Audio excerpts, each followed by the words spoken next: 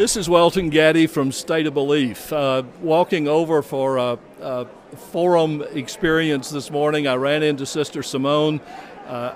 Those who listen to State of Belief know her well, and I just couldn't wait to talk to her for 2 or 3 minutes. How you feeling? Well, I'm really excited. I'm excited about tonight and the opportunity to address the convention. But even more than that, I just left a workshop at St. Peter's Church here on the wealth gap in our nation, and we had like standing room only. I mean, the response has been overwhelming to the issues that really, the issues of values that are at the base of our struggles right now as a nation. I think it's a real moment for change. I just did an interview with a network that asked me what is the most important faith issue in this election, and I said how we treat the poorest and weakest among us is not only the most political issue, it is the most religious issue in the election. Would you come close to agreeing?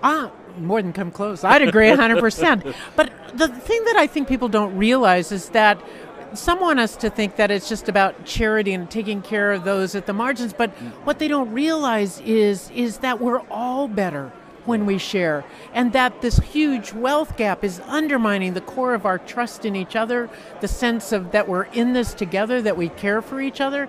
That's at the heart of what it's about. The image is caring for the people at the margins, why we need to care for the poor, but it's going to be 100% of us, it's going to be better for our nation. And Simone, here's the tough question. Will that be the major factor as people decide their votes?